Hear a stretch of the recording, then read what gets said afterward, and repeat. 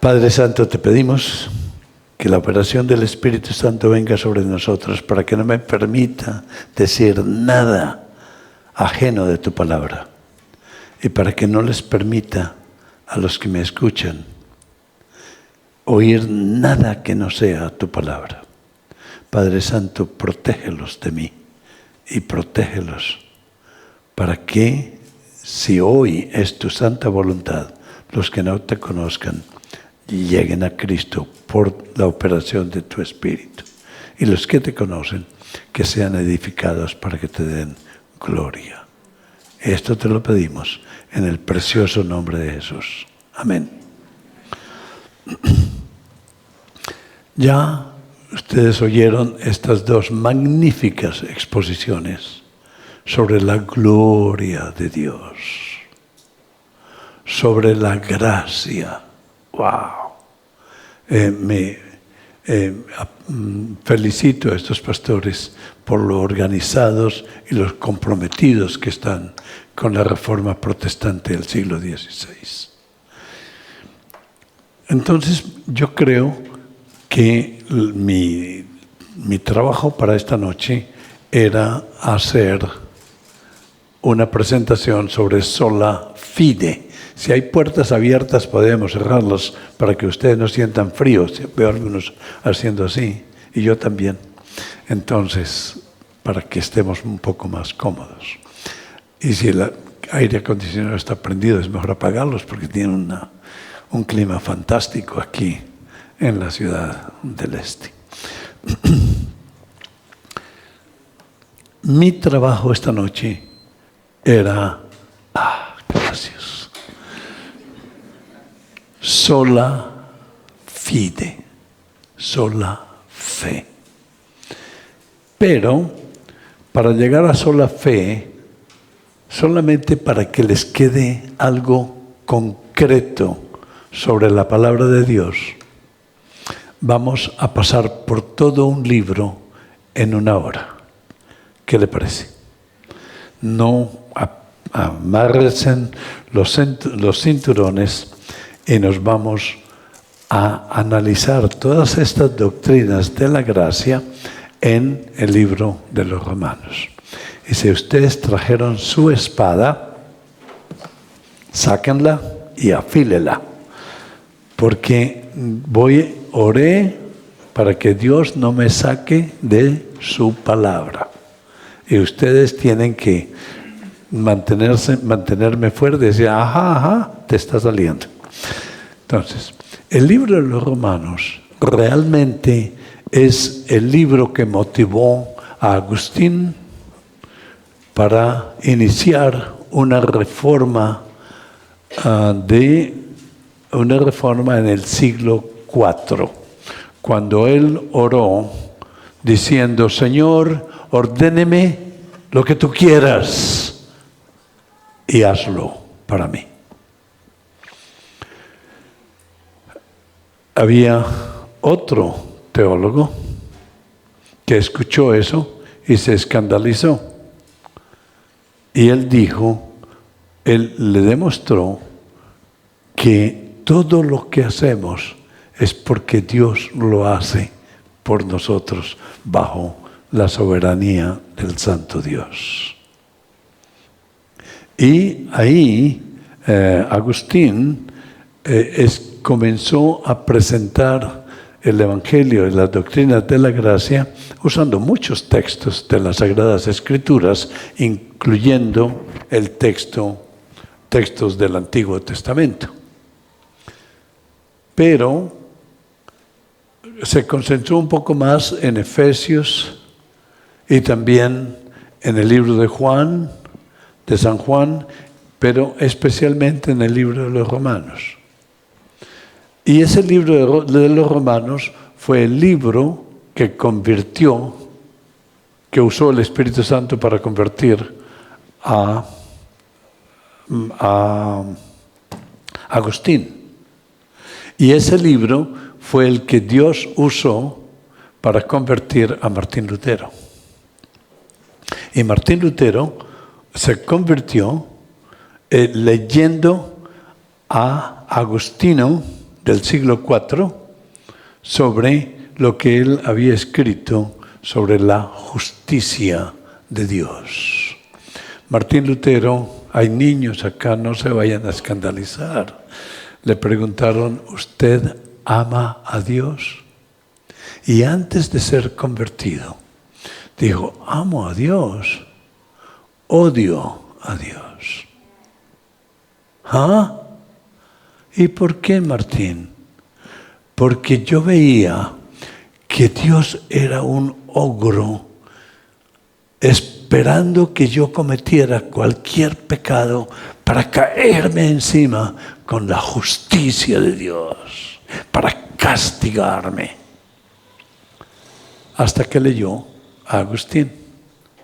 Y Agustín explicó en el siglo IV que la justicia de Dios no es un castigo de Dios, sino que en Romanos Dios estaba hablando de la justificación de la persona por parte de Dios.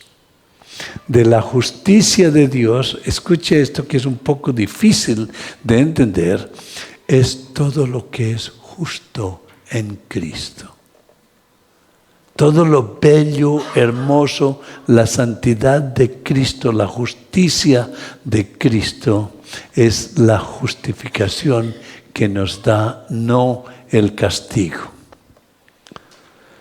Sí, necesitamos una semana para esto, porque es sumamente bello e interesante.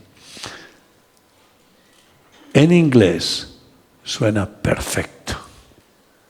The righteousness of God. La justicia de Dios. ¿Qué pasa con la justicia de Dios? Cuando el Espíritu Santo nos toca para creer en Cristo como único y suficiente medio de salvación, toda la justicia de Cristo pasa a nosotros. Todo lo que es bello, the righteousness of Christ, la justicia. No, ¿se aprenderá de esa palabra, the righteousness? Dígalo. Todo lo que es correcto, righteousness of God, de Jesús. Todo lo que es justo, la justicia de Cristo, pasa a nosotros. Y toda nuestra depravación, todo nuestro pecado cae sobre Cristo. Es una imputación doble.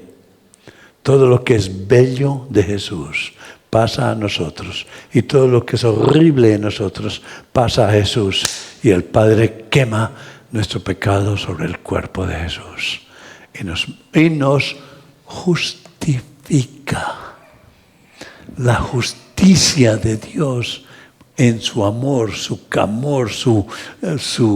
gracia, su deseo de traernos como hijos, pasa a nosotros. Y esa era la justicia que Martín Lutero no podía comprender. Martín Lutero creía que era la justicia, el castigo de Dios, pero lo que dice en Romanos no es el castigo de Dios, es la justificación de Dios, por la fe solamente. Siéntanse libres de preguntar, ¿sí? Porque alguien me hizo una pregunta anoche y me va a gastar los últimos 20 minutos para contestársela. Sí. Eso decía R.C. Sproul. Dice, me odio cuando me hacen preguntas tan profundas y no tengo sino 2 minutos para contestarlas. Porque no funciona. Entonces, ¿está claro eso en la justificación, la justicia de Dios? Ok. Esa es la tesis del libro de Romanos. Todo libro en la Biblia tiene una tesis. Y luego el autor se dedica a escribir para desarrollar esa tesis. Usted cuando hace su doctorado, escribe lo que va a probar en su tesis. Y luego desarrolla los temas que va a escribir, desarrolla la investigación que hace para demostrar que lo que dijo lo puede probar con hechos. La tesis es la siguiente. Romanos capítulo 1, versículos 16 y 17. Déjame terminar. Cuando Martín Lutero descubrió la justificación por fe solamente, la justicia de Dios como justificación, no cesó un solo momento de dejar enemigo de Dios, de odiar a Dios, sino llegó a amarlo intensamente, que provocó la reforma protestante del siglo XVI, que se cerró en el año 1521 en la ciudad de Worms, o de Worms, como dicen los alemanes, ¿sí? Cuando lo iban a matar. Y le dijeron: Martín Lutero, ¿usted escribió eso? Sí, los escribí. ¿Se retracta? Y Martín Lutero dice: ¿me retracto de qué? Ellos sabían que Martín Lutero iba armado con la palabra de Dios. Y si no se retractaba, lo iban a matar. Y él dijo: ¿puedo tener 24 horas? Le dieron los 24 horas y en la cárcel, en la celda, dijo: ¿es posible que yo esté equivocado? Y revisó todos sus escritos comparados con las Sagradas Escrituras para saber si él estaba equivocado. Eso es humildad. Para saber si estaba equivocado, y analizó. Dice: si voy a entregar mi vida por este Dios que ahora amo, la voy a entregar no por lo que yo diga, sino por lo que Dios dijo. Y cuando lo trajeron nuevamente, dice, se retracta, y él dijo: ¿de qué? Dijo: no, aquí no vamos a discutir. ¿Sí o no? Si se retracta, bien. Si no se retracta, lo vamos a matar. Eso fue lo que pasó. Él amó tanto a Dios, y la palabra que dijo: estoy aprisionado, encadenado por la palabra de Dios. Y estar en contra de la palabra de Dios en mi conciencia no es bueno, es peligroso. Aquí me quedo. Y ahí nació la Reforma Protestante. No fue realmente en 1517 cuando él descubrió todas estas verdades, sino fue en 1521 cuando se paró. Y lo iban a matar, pero una persona que creía, un príncipe que creía en la Reforma, lo secuestró para evitar que lo mataran.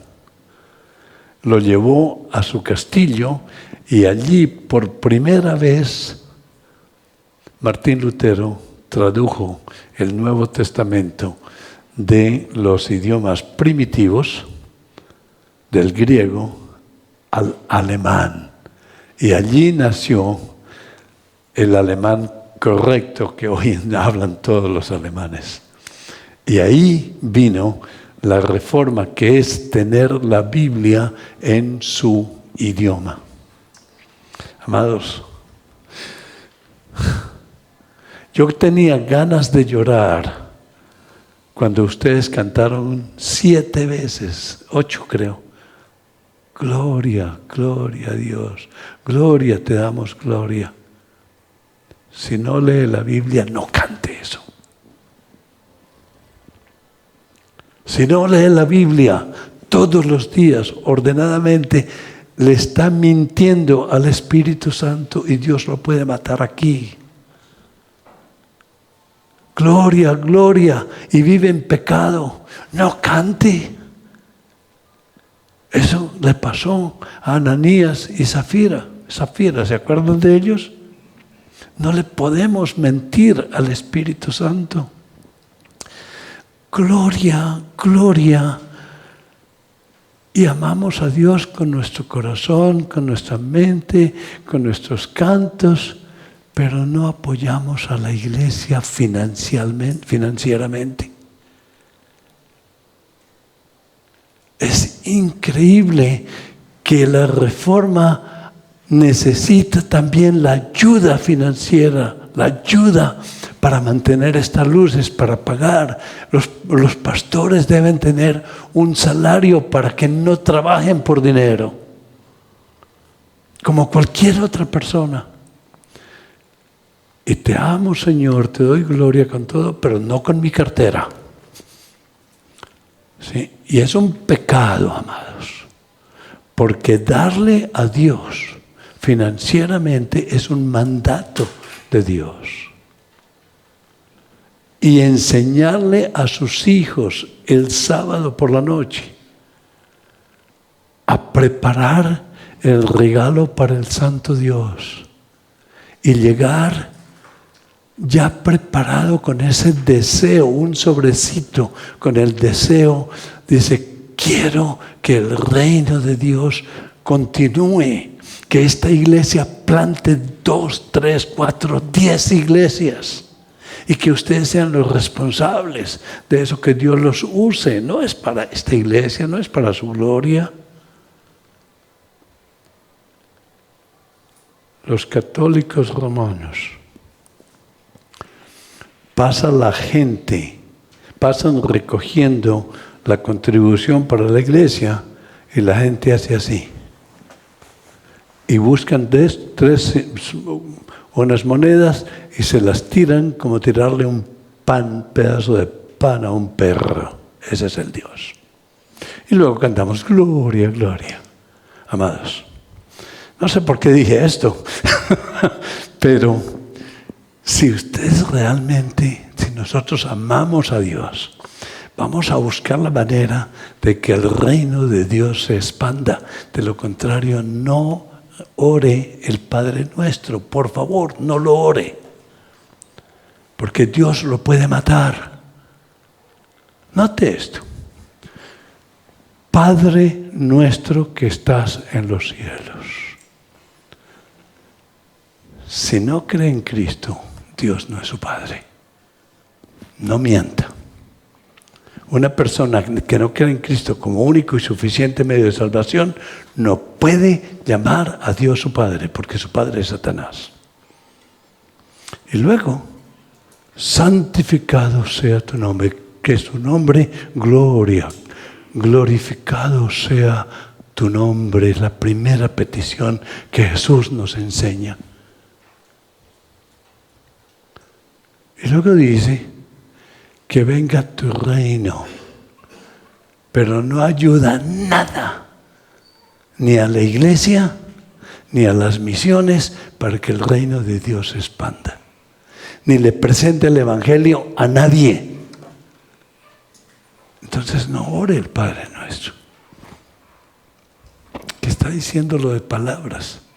Venga tu reino, que es cuando nosotros debemos de pensar, ¿qué estamos haciendo para que el reino de Dios se expanda por todo Latinoamérica?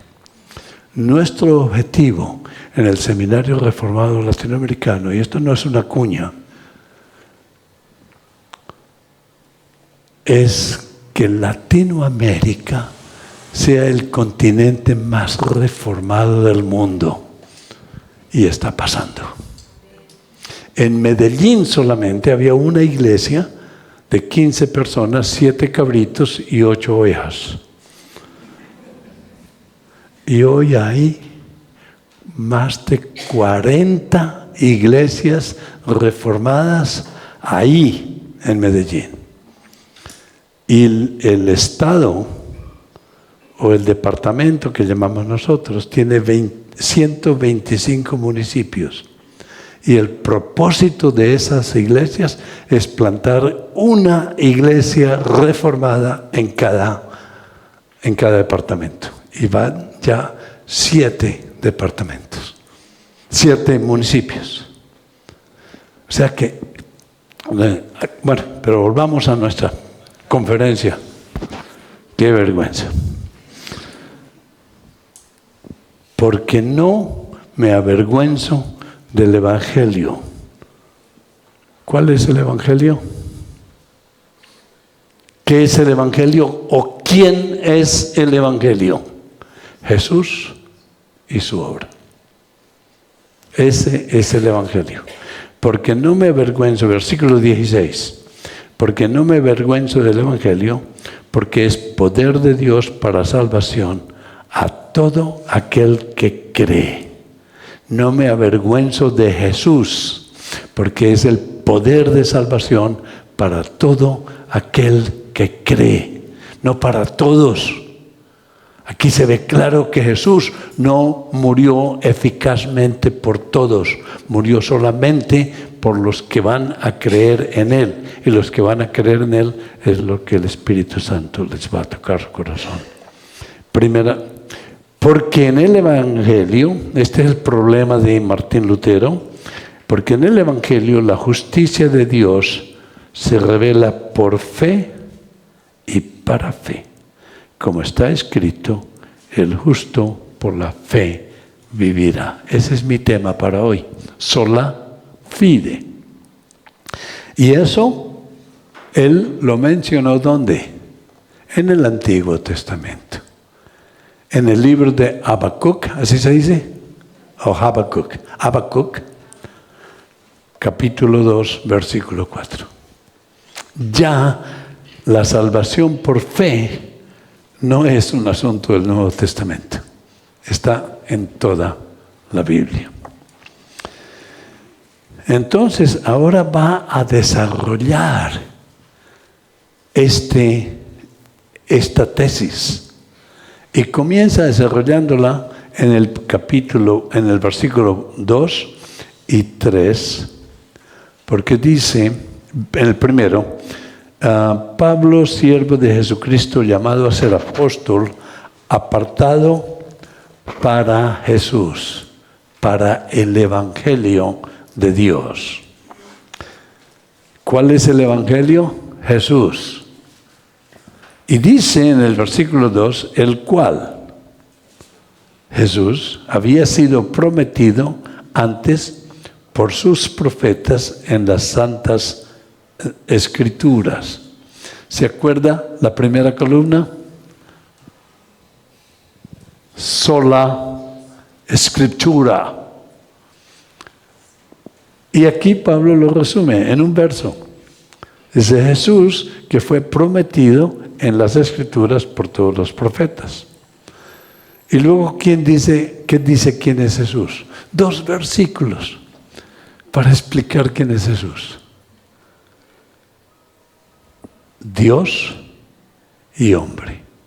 El único ser en todo el universo, en todo el mundo, que tiene 2 naturalezas. La naturaleza humana y la naturaleza divina. Indivisibles, sin mezcla, sin reparo. ¿Y cómo lo hace? Acerca de su Hijo, nuestro Señor Jesucristo, que era del linaje de David según la carne, verdadero hombre, según la carne, hombre. Y divino, versículo 4, que fue declarado Hijo de Dios con poder según el Espíritu. Hombre, hijo de David. Dios encarnado por el Espíritu Santo. Dios y hombre. Luego vemos la totalidad, la depravación total de que nos estaban hablando los pastores.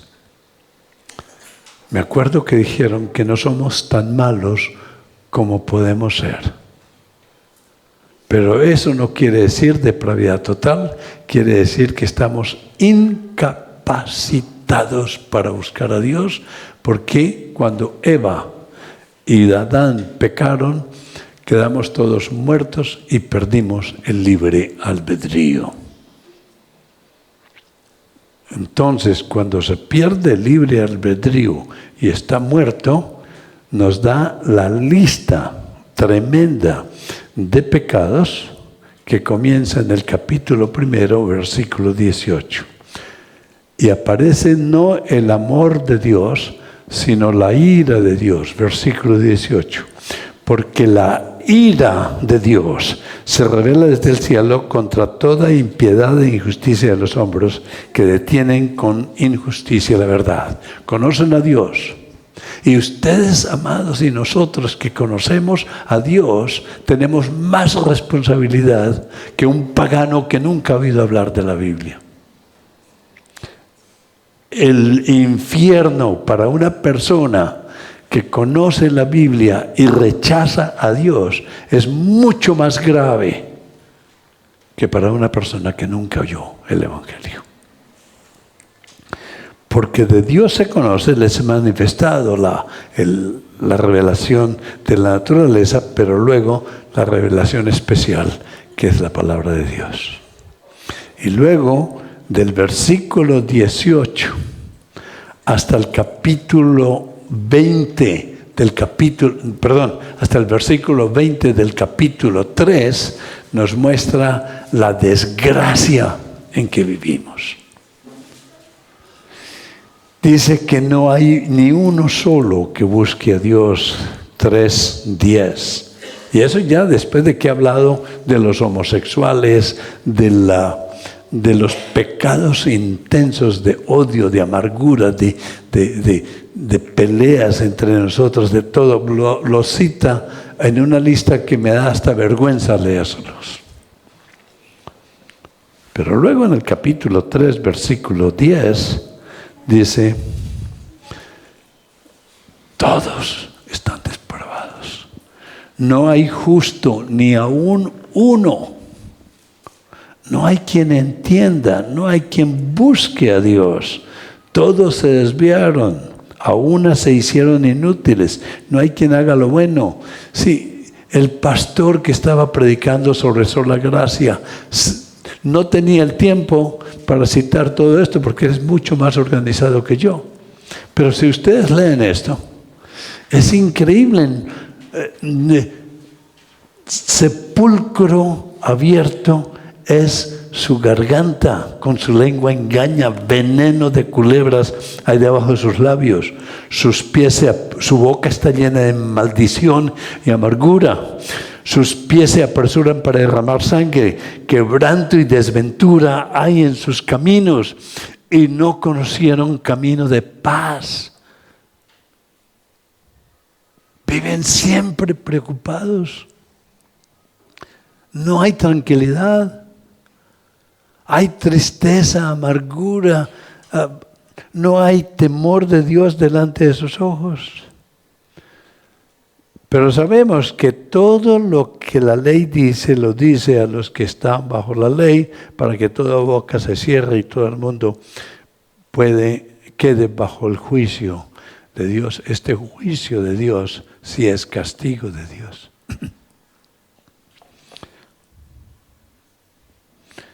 ¿Y por qué? Porque nadie puede salvarse por su cuenta. Nadie,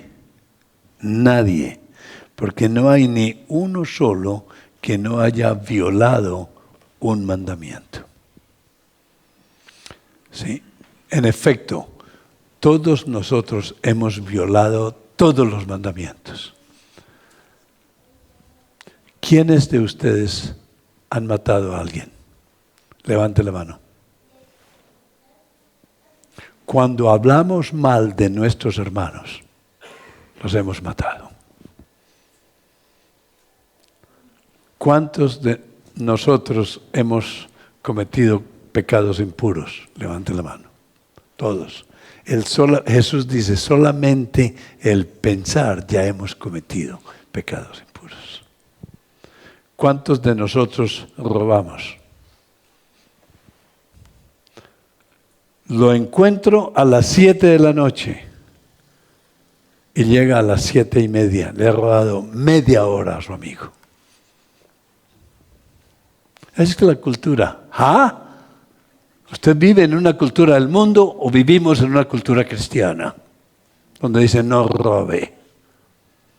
Y siga por ahí. Hemos violado todos los mandamientos. Por eso es que dice, ya que por los mandamientos, por las obras de la ley, ningún ser humano será justificado delante de Dios, porque por medio de los mandamientos, por medio de la ley, es el conocimiento del pecado. ¿Qué hacemos? Aquí, si la Biblia si hubiera terminado de escribir ahí hubiera un punto, ¿qué pasaría? Todos íbamos para el infierno. Él dice,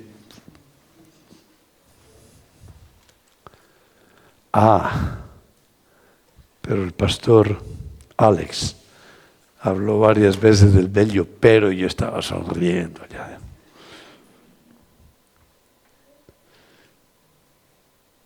El versículo 21.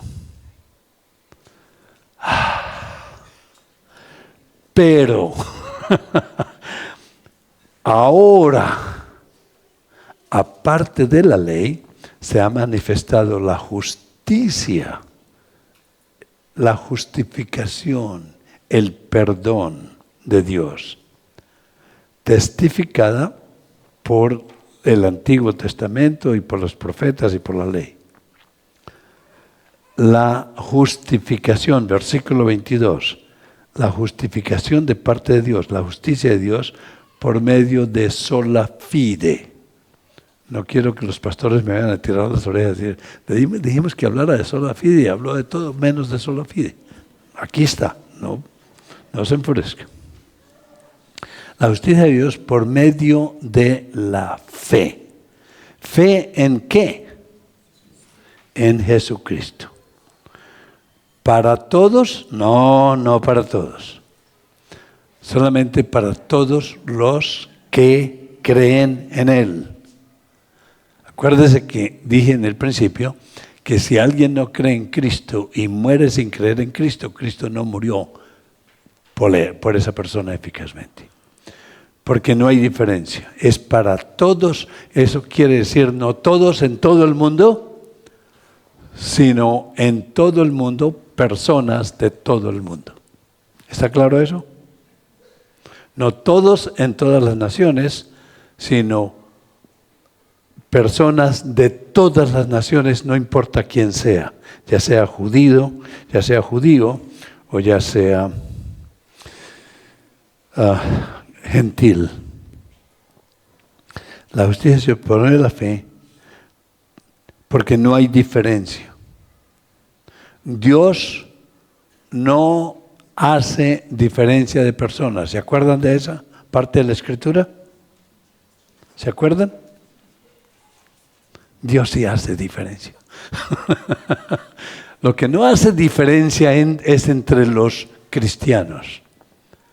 Pero sí hace diferencia entre los que creen en Cristo y los que no creen en Cristo. A los que creen en Cristo los lleva al cielo. A los que no creen en Cristo los manda al infierno. Sé que hay diferencia, pero estamos hablando aquí, no hay diferencia entre todos los cristianos. Cuidado con eso. La gente dice, Dios ama a todo el mundo y todo al cielo, porque Dios no hace diferencia entre personas. Pero aquí está hablando solamente a los que son de la fe. Entre ellos no hay diferencia. ¿Por qué no hay diferencia? Porque el Evangelio es para todos aquellos que creen en Cristo, y todos los que creen en Cristo han pecado. Por cuanto todos pecaron y están destituidos de la gloria de Dios. Entonces, ¿qué pasa? ¿Cómo llegamos a ser santos e hijos de Dios? Siendo 24, justificados, declarados no culpables, declarados hijos de Dios. Eso quiere decir justificados. Justificados gratuitamente. Pastor Alex habló de sola gratia, gratuitamente. ¿Por qué? Por su gracia. Mediante la redención que es en Cristo Jesús. a quien Dios puso como propiciación por medio de la fe en su sangre para manifestar su justicia, su gracia, su gloria, a causa de haber pasado por alto en su paciencia los pecados pasados. Pasó por alto los pecados de los santos del Antiguo Testamento hasta que llegó Jesús y los cargó en la cruz, y Dios quemó el pecado de los que creían en el Mesías, en el Antiguo Testamento, y de todos nosotros que miramos hacia atrás a la cruz. Con la mira de manifestar en este tiempo su justicia, a fin de que Él sea el justo y el que se justifica al que es de la sola fide, de la fe en Jesús. Él es el justo y el justificador. ¿Qué entendemos por eso? Es el justo porque Él castiga todo pecado. No hay ni un solo pecado que Él no castigue. De lo contrario, no sería santo, santo, santo. No sería Dios. Castiga todo pecado. A los que creen en Jesús, castiga su pecado sobre Jesús. Y a usted le da gracia. Ya ustedes lo escucharon cuando hablaron de su gracia. Y a los que no creen en Jesús, castiga su pecado en el infierno por toda la eternidad. O sea que a todos les da justicia. Pero a algunos, como ustedes y a nosotros que creemos en Jesús, nos da justicia y nos da gracia. Aplica su justicia sobre Cristo y a nosotros nos da la justificación. Eso es sola fide. ¿Dónde está pues la jactancia? En el versículo 28 dice, ¿cuál es la conclusión de lo que acabamos de decir? Concluimos, pues, que el hombre es justificado. Es raro que Martín Lutero no hubiera entendido esto hasta que leyó a Agustín. Ahí dice claro, concluimos pues que el hombre es justificado por fe sin las obras de la ley. Entonces, eso es capítulo 3, es sola fide. ¿Vamos bien? Capítulo 1, que es el Evangelio, quién es Jesús. Capítulo 1, la segunda parte, es la depravidad total, hasta el versículo 20 del capítulo 3. Y en el capítulo 21 viene sola fide, la justificación por fe solamente en Jesús.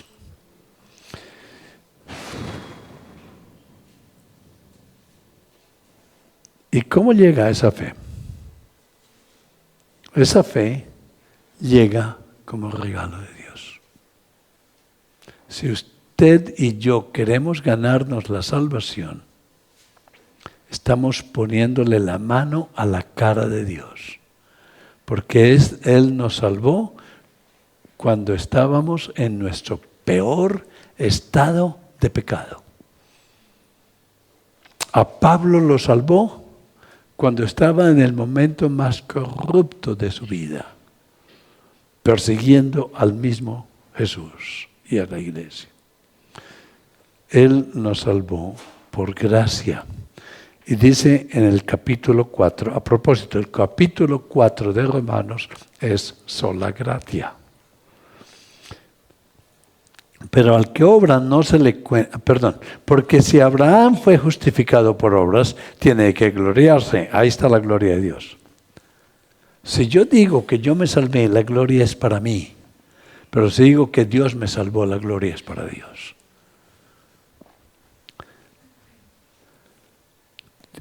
Tiene de qué gloriarse, pero no para con Dios. Porque dice la Escritura, creyó Abraham a Dios y le fue contado por justicia. Él creyó e inmediatamente le fue perdonados todos sus pecados. Pasados, presentes y futuros. Y comprobó que había creído unos 15 capítulos después de que creyó. ¿Cuándo comprobó? Cuando Dios le dijo, sacrifique a su hijo. Y Abraham, por fe, intentó sacrificar a su hijo. Pero note que la obra de Abraham vino casi 15 años después de que creyó. O sea que no es por obras, fue gratuito. ¿Quiere que haga un paréntesis? Imagínese usted como padre, y estuve en una casa donde quedamos enamorados de sus hijos. ¿Sí? Imagínese, hay un niño que usted lo ve y lo ama inmediatamente sin haberlo, ¿sí? Por sus acciones, pequeñito. Imagínese que Dios le mande matar a ese niño. ¿Cómo se siente? Abraham tuvo que haber sufrido mucho para ir desde el sitio donde vivía para matar a Isaac, porque Dios le ordenó que lo sacrificara. Y Abraham creyó hasta el punto que decía, lo voy a matar y Dios lo va a resucitar. Sí, no sea, porque tengo que obedecerle al santo Dios. Y llegó al monte, ¿cómo se llama eso? Moriah. Moriah. Moriah. El monte Moriah. Y Abraham levantó la mano para matar a su hijo. Y un ángel le paró la mano. ¿Sabe dónde está el monte Moriah? Es en el Calvario, la misma montaña, el mismo monte. Dios le detuvo la mano y hubo un sustituto. Un carnero estaba ahí y él sacrificó el carnero en lugar de sacrificar a Isaac.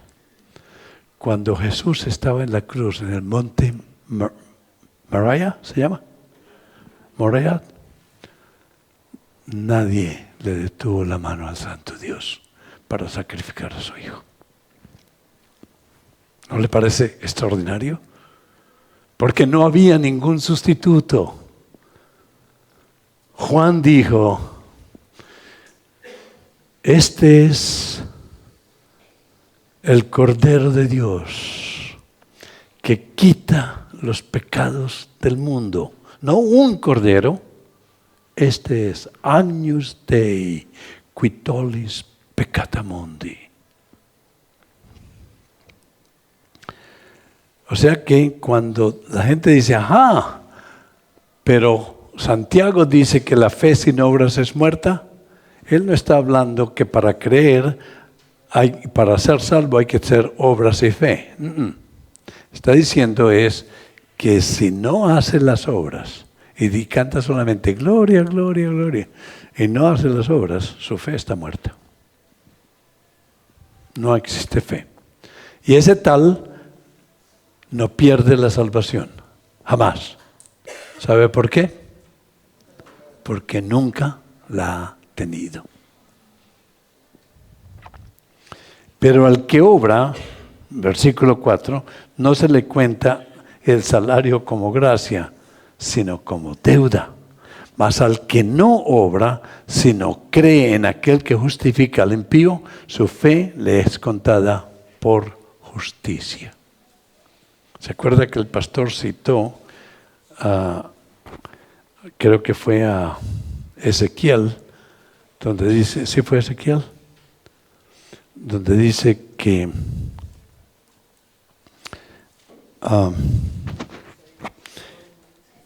Dios quiere que el impío se salve. Nosotros somos los impíos. Él es el que justifica al impío. Dios si quiere y ordena y decreta que el impío que Él ha escogido desde antes de la fundación del mundo se salve. Así que no vayamos con la historia de que cualquier pagano se puede salvar sin la intervención del Espíritu Santo. Y aquí dice, cita a David en el Antiguo Testamento, como también habla de la bienaventuranza del hombre a quien Dios atribuye justicia sin obras. Diciendo David, bienaventurados aquellos cuyas iniquidades son perdonadas, los pecados cubiertos. Bienaventurado el varón a quien el Señor no le inculpa pecado. ¿Por qué? Porque Él mismo se lo ha quitado. Yo no me puedo quitar. Cuando David pecó, ¿qué dijo? He pecado contra Dios. Contra Dios solamente he pecado. Y ahora voy a pagar por mi pecado. No.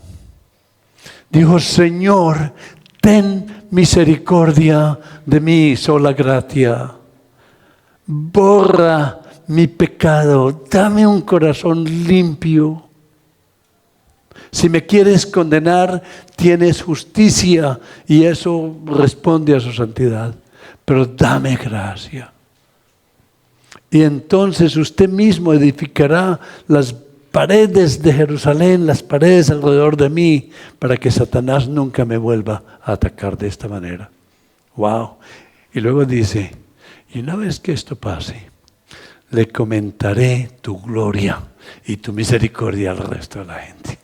¡Wow! Es sola gracia. Sola gracia. ¿Y fe en qué? Capítulo 5. Solos Cristos. Y no le voy a leer todo. Versículo 6. Porque Cristo, cuando aún éramos débiles a su tiempo, murió por los impíos. Ciertamente apenas morirá alguno por un justo. Con todo pudiera ser que alguno osara morir por alguien que es relativamente bueno. Mas Dios, mira cuando murió Jesús por nosotros, muestra su amor para con nosotros en que siendo aún pecadores, muertos en nuestros delitos y pecados, Cristo murió por nosotros. Así que ya, estando justificados en su sangre, por Él seremos salvos ¿de qué? ¿De qué somos salvos? ¿Qué dice ahí?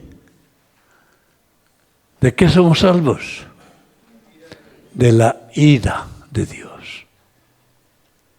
De la ira de Dios.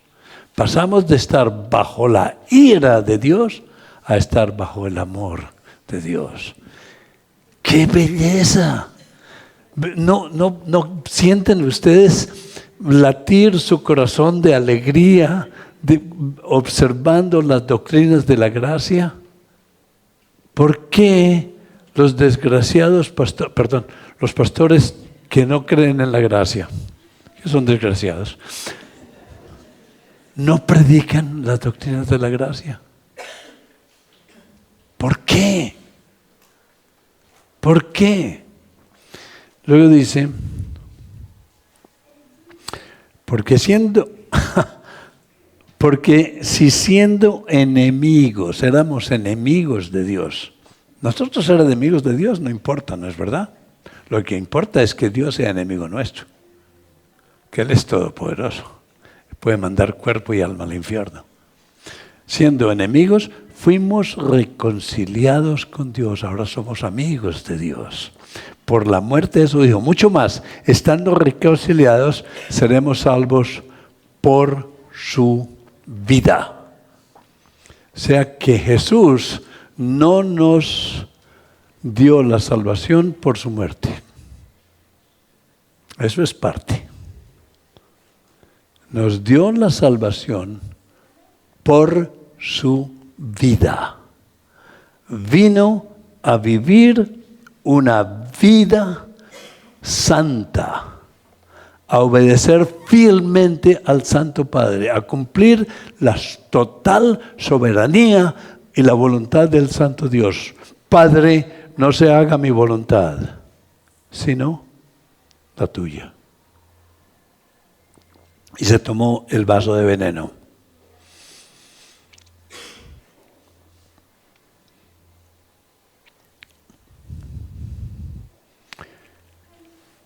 O sea que nos salvó con su vida. Y podría gastarme aquí horas comentando distintos pasajes bíblicos, entre ellos Romanos 8, del 3 en adelante, donde dice que lo que nosotros no pudimos hacer, Dios lo hizo enviando a su Hijo en semejanza de carne pecaminosa. Esa palabra semejanza es muy importante, porque Jesús no tuvo carne pecaminosa. Fue en semejanza de nuestra carne para cumplir la ley, todos los mandamientos perfectamente, porque nosotros no los pudimos cumplir, y luego con su vida transferir todos sus méritos a nosotros. Nos salvó con su encarnación, que es una humillación horrible. Vino de una descendencia de pecadores graves, prostitutas, paganos como Ruth. ¿Se acuerdan de ella? Y de todos estos. Vino a vivir una vida santa. Murió una muerte victoriosa. Cruel y sacrificada, pero victoriosa. Vino a ser sepultado para mostrar que era verdadero hombre y que moría como hombre. Resucitó. Si Jesús no hubiera resucitado, deberíamos de estar durmiendo ahora, porque vana sería todo.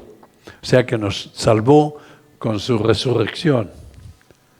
Y si se hubiera quedado aquí, se quedó por 40 días por ahí caminando y comiendo pez, desayunando al lado del mar, ¿se acuerda? Sí. Pero nos salvó con su ascensión a los cielos. Y nos salvó sentándose a la diestra de Dios Padre, para ser el sumo sacerdote que está orando segundo por segundo por sus hijos, solamente por los que han creído en Jesús. ¡Wow!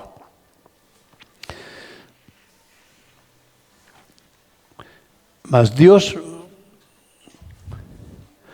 Dios muestra su amor, la ira por su vida. Y no solo esto, sino también nos gloriamos en Dios por el Señor Jesucristo, por quien hemos recibido ahora la reconciliación. Eso es solos Cristos. Repasamos. Sola Escritura, el primer versículo, dice que toda la Escritura hablaba de Jesús. Luego dice quién es Jesús. El poder de Dios para salvación. Luego viene todo nuestro pecado, la total depravidad, hasta el capítulo 3, versículo 20. Del versículo 21 en adelante es sola fide. El capítulo 4 es sola gratia. El capítulo 5, solos Cristos.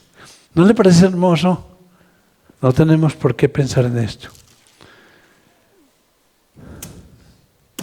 Cantaron ustedes varias veces acerca de su gracia siendo mucho mayor que la fuerza del pecado. ¿Se acuerdan que lo cantaron? ¿O no piensan lo que cantan? Y eso es pecado. Su gracia es mucho mayor. Así que, y el pastor lo mencionó el capítulo 5, versículo 20, no sé cuál de los dos, ambos eran tan buenos, que yo decía, ¿por qué me trajeron aquí? Dice, pero la ley se introdujo para que el pecado abundase, mas cuando el pecado abundó, ¿qué pasó? Sobreabundó la gracia. Eso fue lo que ustedes cantaron, ¿se acuerdan? Con la guitarra, bien bonito. Ajá. Para que así como el pecado reinó para muerte, así también la gracia reine por la justicia, para vida eterna mediante Jesucristo, Señor nuestro.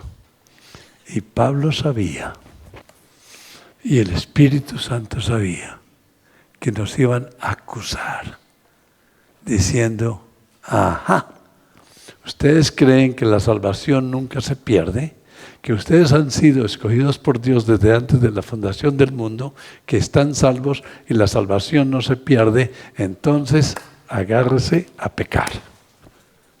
Porque cuanto más peque, más abunda la gracia. ¿Qué le parece eso? Amados, yo no estoy hablando, está hablando la Biblia. Cuidado con pensar en eso. Vea cómo comienza el capítulo 6. ¿Qué pues diremos? ¿Perseveraremos en el pecado para que la gracia abunde? ¡Wow! Esa es una pregunta retórica. Y es retórica porque el Espíritu Santo sabía que nosotros íbamos a atacar a la Biblia con esto. Y nos da la respuesta. Dice, en ninguna manera. Eso, el pastor Alex y los otros pastores que saben hebreo o que conocen estas expresiones, eso no es lo que dice en hebreo. Dice, cósmicamente no.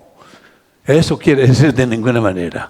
Imposible. ¿Cómo se atreve? ¿Cómo se atreve a pecar? ¿No sabes tú que si sigues pecando eres esclavo de Satanás? ¿No sabes tú que no hay ni una sola persona libre en todo el mundo? Todos son esclavos. Los que han creído en Cristo son esclavos de Cristo, de Dios. Y los que no han creído en Cristo son esclavos ¿de quién? De Satanás. Y presenta todo el capítulo 6, rogándonos, mostrándonos, pidiendo, amen a Dios.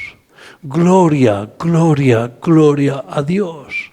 No solamente el esplendor de la gloria de Dios, sino nuestra obediencia para glorificar al Santo Dios. ¿Tiene sentido esto? Yo llegué al capítulo 7 y dice, yo quiero hacer eso. Pero lo que quiero hacer, no lo hago. Y lo que no quiero hacer, eso lo hago. ¿Por qué? Porque hemos sido declarados justos. Hemos sido declarados no culpables, hemos sido declarados justificados, pero no hemos sido declarados justos. Somos santos, pero santos pecadores. Similar justice and peccatory. Era la expresión que decían los reformadores. A la vez justos y pecadores, porque nuestra sangre, nuestra carne, nos lleva al pecado. Y aquí está la sangre tirando al pecado y aquí está el Espíritu Santo trabajando con el arrepentimiento y nosotros como cristianos descubrimos dónde está la sinergética, ¿se dice?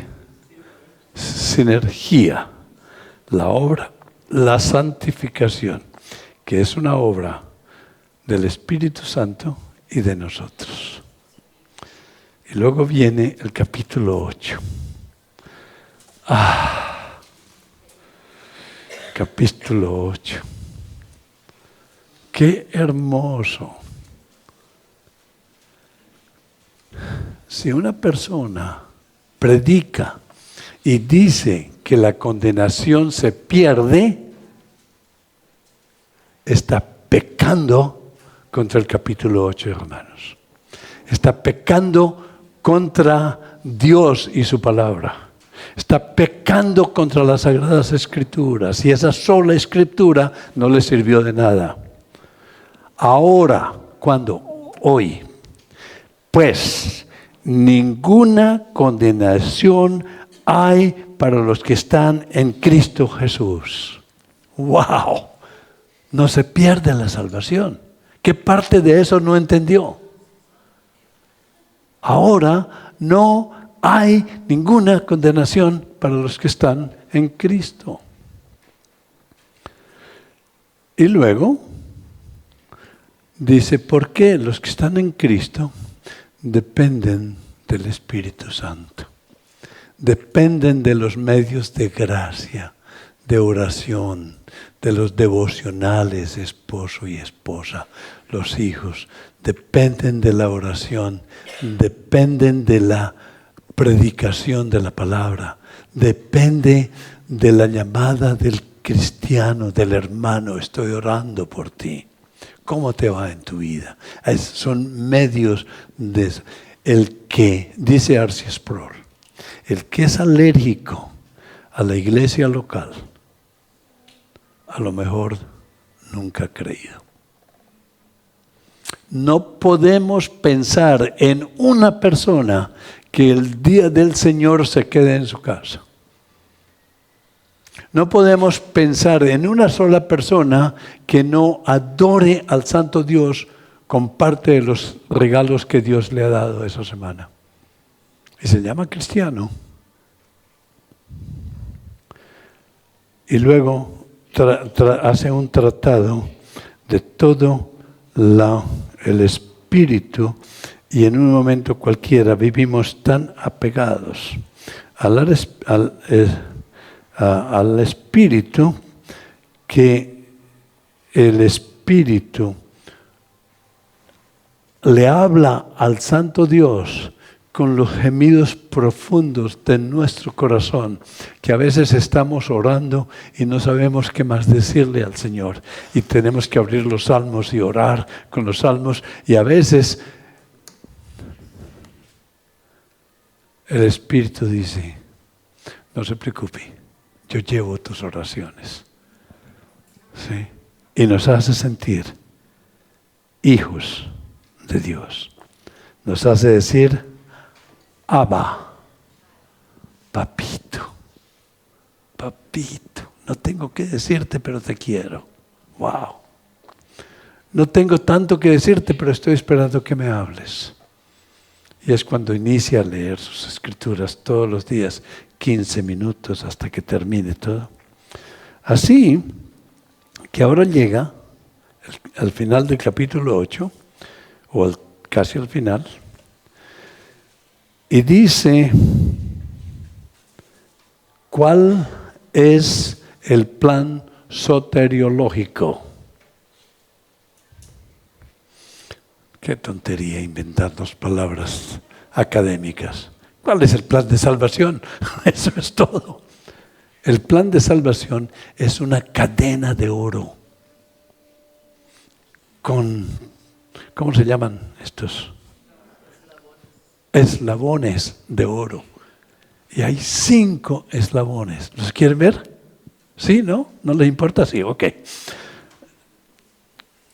Sabemos, el versículo 28, que a los que aman a Dios, todas las cosas les ayudan a bien. Esto es, a los que conforme a su propósito son llamados, según su elección, según su predestinación, solamente para ellos. Los demás, las cosas que hacen, les van a salir mal. Porque a los que antes conoció, a los que Él hizo íntimamente, los creó, los unió en el vientre de mi madre. ¿Se acuerda de eso? Nos hizo perfectos. A los que antes conoció, también los predestinó. ¿Cómo nos atrevemos a negar la predestinación? No, si puedo. Un lápiz, tache eso. Porque predestinación me ofende. ¿No ve que yo quiero estar encargado, no Dios, de mi salvación? Nos predestinó ¿para qué? Para que fuéramos hechos conforme a la imagen de su Hijo, para que Él sea el primogénito entre todos muchos hermanos. Versículo 30. Note eso. Primera cadena. A los que predestinó. Padre vine a salvar a tus ovejas, tuyas eran y me las diste. En el capítulo 17 de Juan, de los labios de Jesús, Jesús habla de predestinación y a usted le ofende. No vine a salvar a todos, solamente a los que me diste. Tuyos eran y me los diste y los vine a salvar. Eso es predestinación. A los que predestinó, a estos llamó. Y llamó eficazmente. En este momento Dios está llamando a todos, pero eficazmente está llamando en este momento a los que predestinó.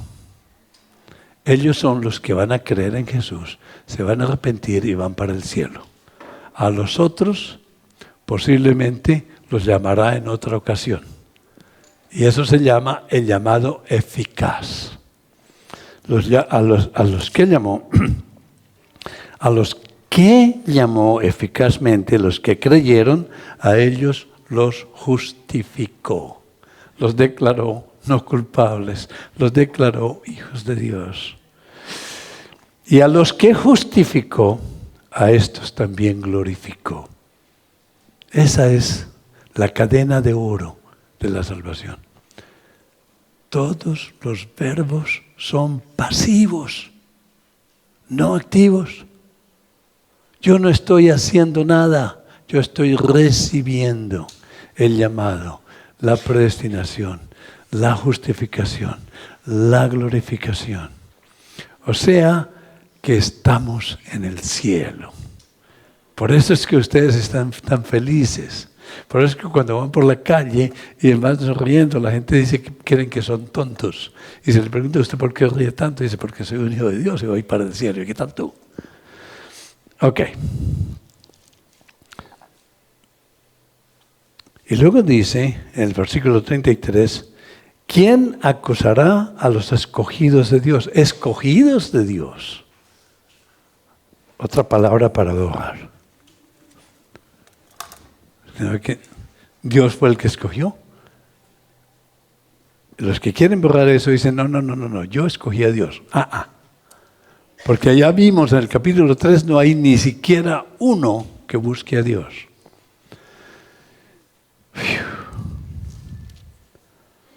Y anoche me hicieron una pregunta. Y se la voy a contestar con el capítulo. ¿Usted fue el que me hizo la pregunta? No me acuerdo quién. Pero me dice, ¿cómo podemos analizar este asunto de que Dios no escoge a todos, solamente a unos? ¿Cómo podemos explicar qué clase de Dios es este? Quiero decirles que no me siento mal si necesitan personas irse. Comprendo que el tráfico y el transporte no es un poco complicado. Si alguna persona desea irse, siéntase libre. Y yo sé, de corazón le digo, siéntase libre, pero deme por lo menos 15 minutos más a los que deseen.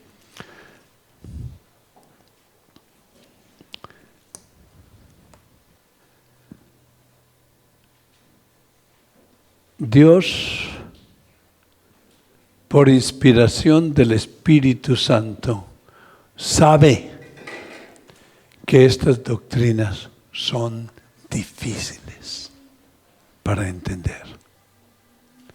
Y Él mismo, con su Espíritu, nos las trata de explicar hasta el punto en que nosotros podemos comprender.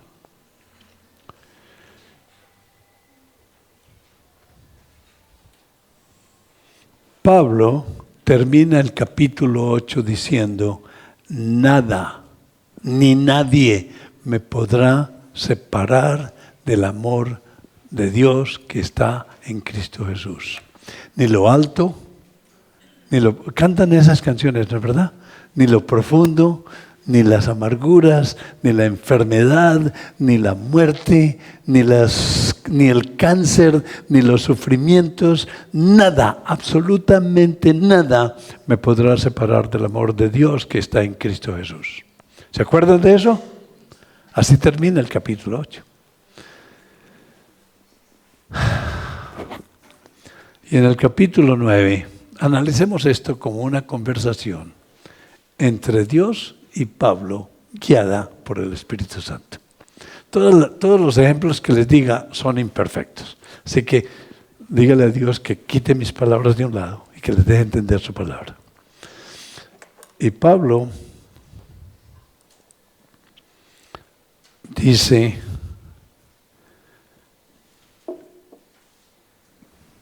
comienza el capítulo 9 diciendo, quisiera estar separado de Cristo. ¡Wow! Pablo, acabas de decir que nada te podrá separar.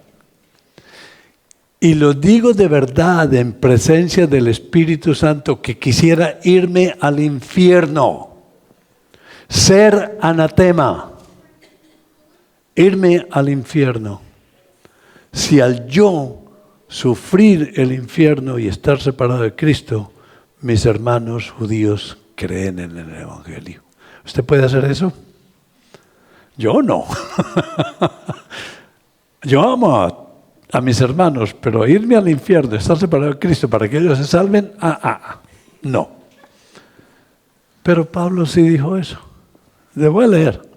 Verdad digo en Cristo, no miento, y mi conciencia me da testimonio en el Espíritu Santo que tengo gran tristeza y continuo dolor en mi corazón, porque deseara yo mismo ser anatema, eso quiere decir condenado, separado de Cristo por amor a mis hermanos, los que son mis parientes según la carne.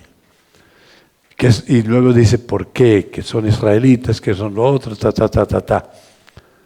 ¿Y qué le contesta Dios por la operación del Espíritu Santo? Pablito, gracias, pero ya tenemos Redentor. No necesito, ya tenemos Redentor. Gracias por la oferta, pero no te necesito.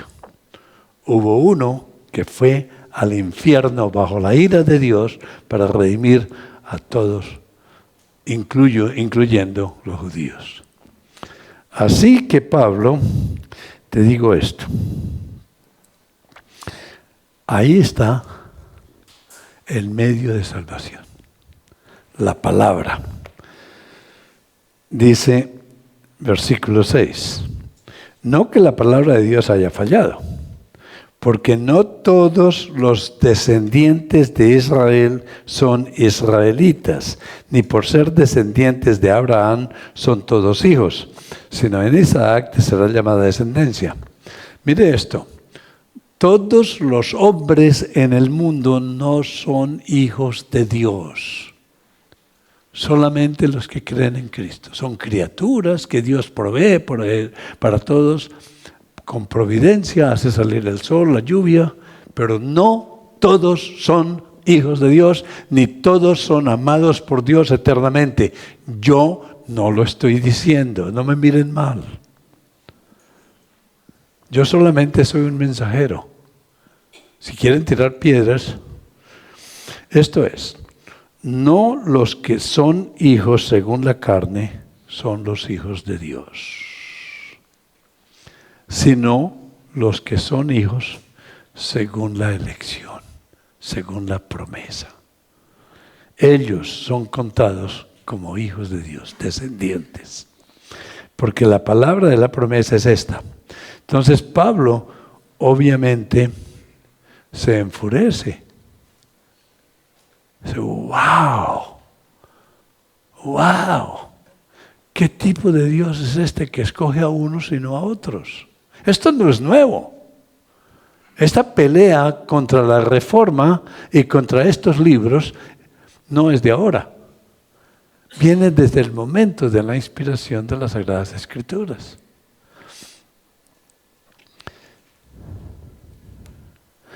Y luego dice Pablo, ¿te enfurece eso? ¿Que Dios no escoja a unos sino a otros?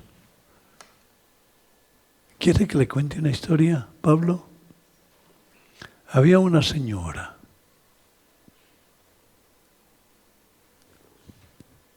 Rebeca,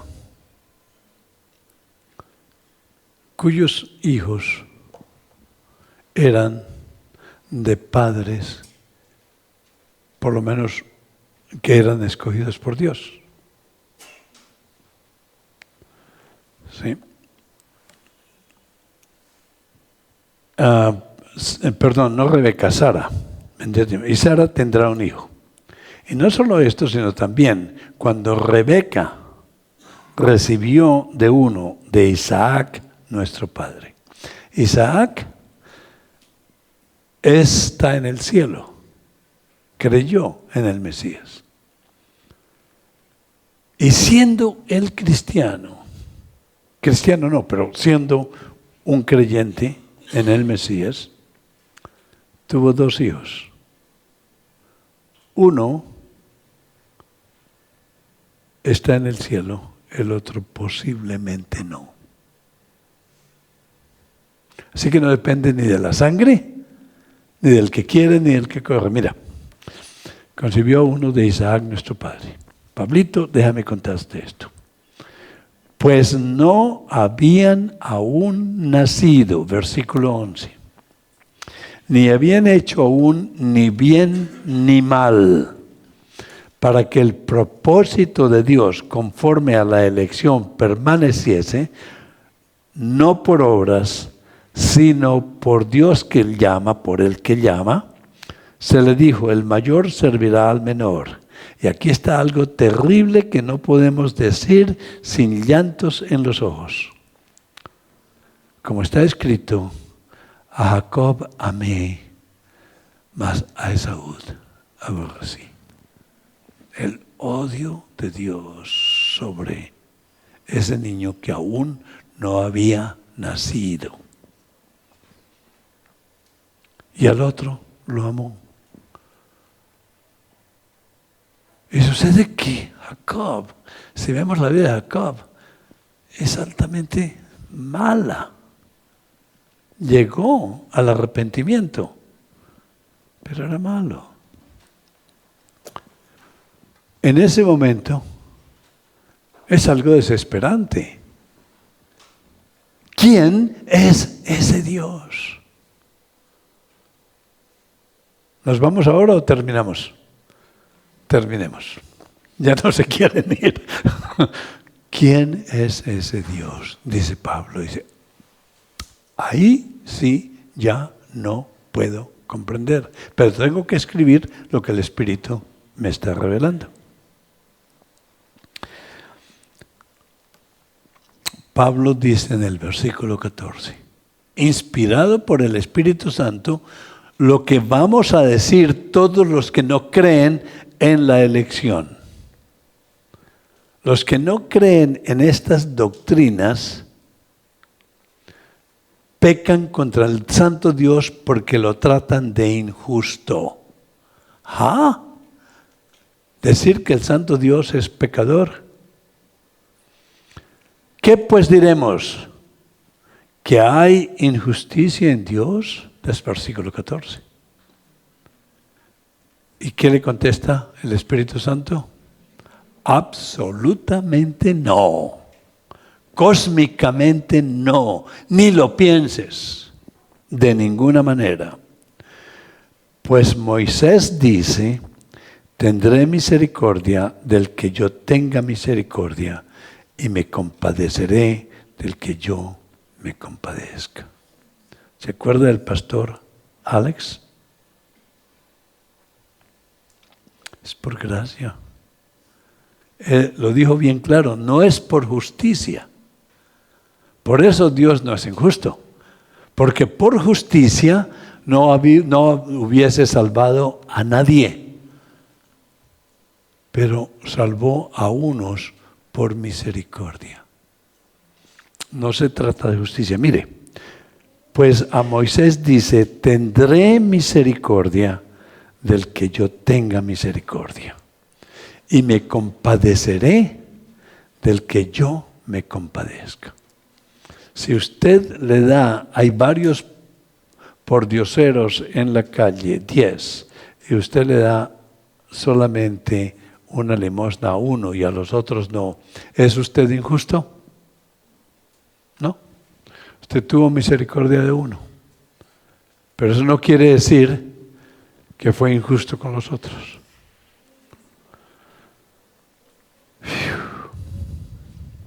Así que no depende del que quiere, este es el Espíritu Santo hablando, ni del que corre, sino de Dios que tiene misericordia. Porque la Escritura dice a Faraón, para esto mismo te he levantado, para mostrar en ti mi poder y para que mi nombre sea anunciado por toda la tierra. Versículo 18, de manera que de quien quiere, tiene misericordia.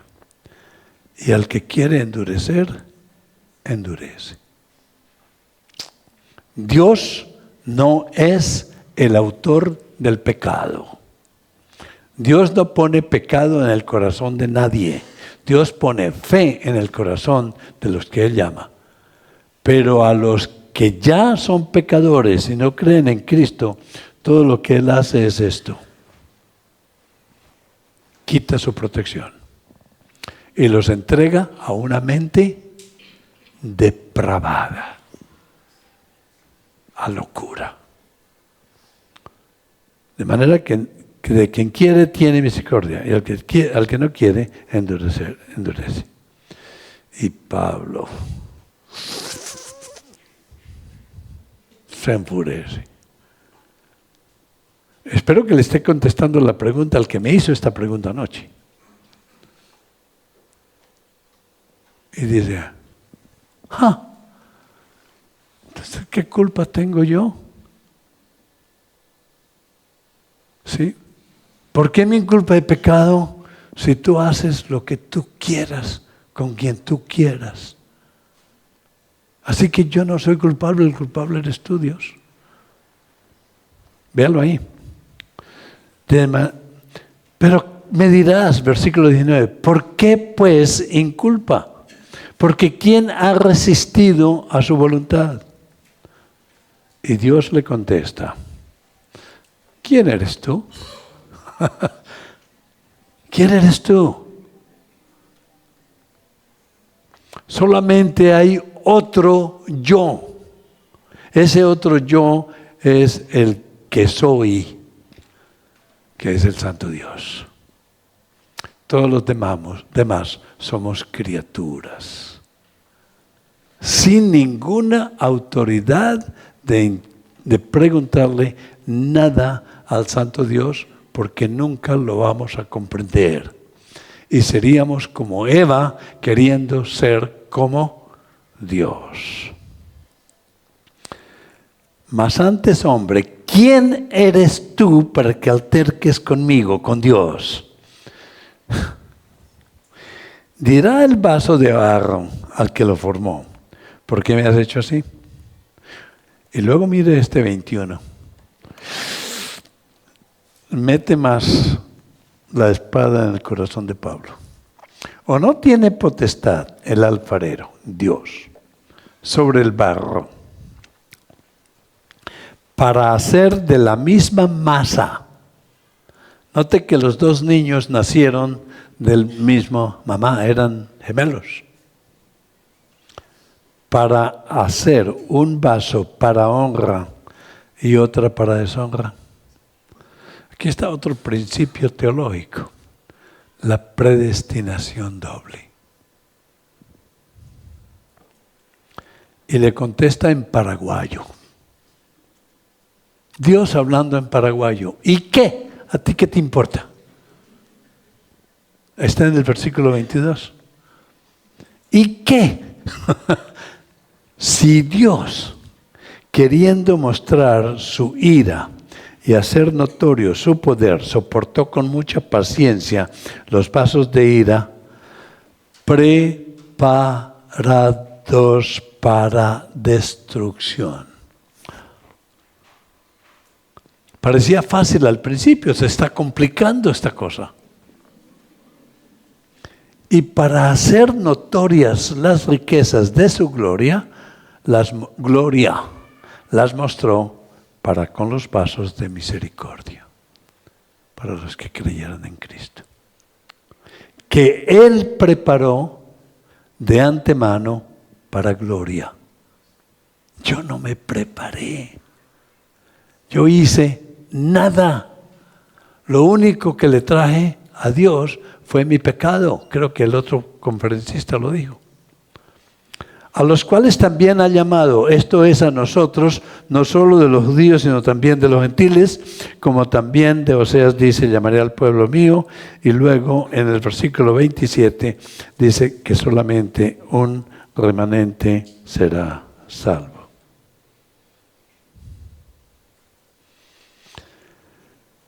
Estaba dando esta conferencia en un estadio y me la obligaron a dar porque había en ese estadio un micrófono ambulante. Eso es grave. Y alguien gritó, usted antes de hablar, díganos, ¿cree en la predestinación? Y yo le dije, bueno, esa no es mi tema.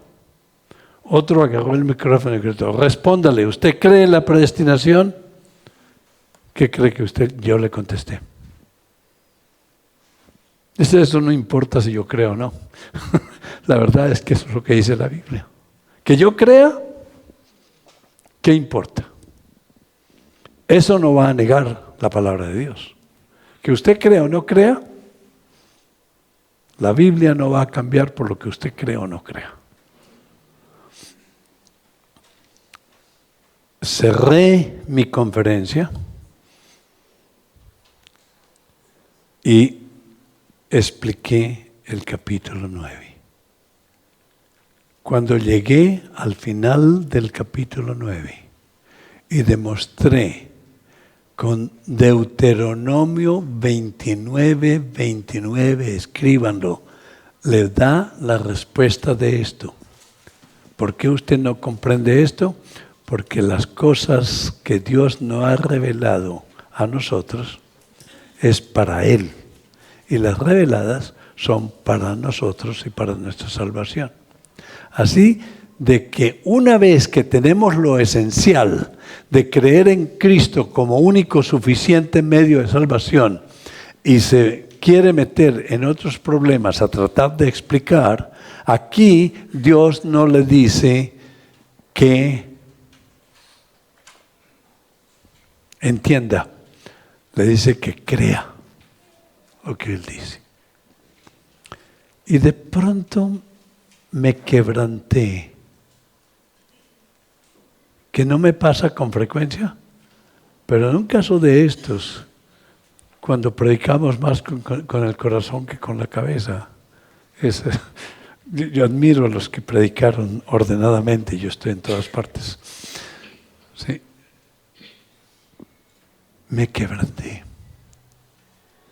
Y caí de rodillas.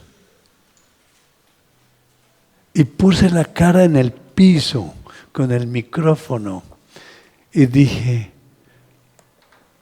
Dios mío, ¿por qué no me pasó por alto? ¿Por qué me regaló esta fe para creer en ti? ¿Por qué me escogiste? Cuando si miro a mi vida, me dan unas tremendas ganas de vomitar. ¿Por qué me escogiste? Cuando el presidente le da el certificado de perdón a un criminal solamente porque el presidente cuando lo nombran, cuando toma posesión, y cuando sale, tiene la libertad de perdonar al que quiera sin aplicar justicia, sino misericordia. Yo estaba condenado a muerte. Eso ustedes no lo saben. La silla eléctrica ya estaba lista. Y el presidente se acercó y me dijo, está perdonado, puede irse. ¿Qué hago? Agarro ese perdón y se lo pongo en la cara al presidente. Le digo, ¿por qué no perdona a todos? ¿Eso hacemos? Agarro mi perdón, le digo, gracias señor presidente, y adiós. Eso fue lo que Dios hizo. Ustedes estaban condenados a muerte eterna, peor que la silla eléctrica. Y Dios les regaló el perdón. Y usted le pregunta a Dios, ¿por qué no perdonó a todos? O cae con la cara sobre el piso y dice, gracias, porque me regalaste la vida eterna sin yo hacer nada. Gracias, que no es por justicia, sino por gracia. Y cuando me levanté, todos esos pastores estaban con la cara sobre el piso, llorando. Y el que tenía el micrófono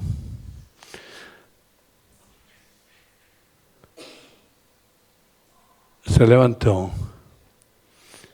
y me dijo, no puedo esperar a llegar a mi iglesia a predicarle esto a toda mi gente. ¿Qué usted cree que le contesté? No lo haga hasta que usted esté convencido, porque lo que va a hacer es a destruir a su congregación. Hay que ir poco a poco. Por eso enseñamos en el seminario a cómo presentar las doctrinas de la gracia con amor, ¿sí?, con cariño y poco a la vez. Porque si para Pablo estas verdades eran difíciles, ¿cómo será para nosotros? Y luego, cuando ya estaban todos cómodos sentados, dije, levante la mano todos los que están aquí, y la mayoría eran pastores,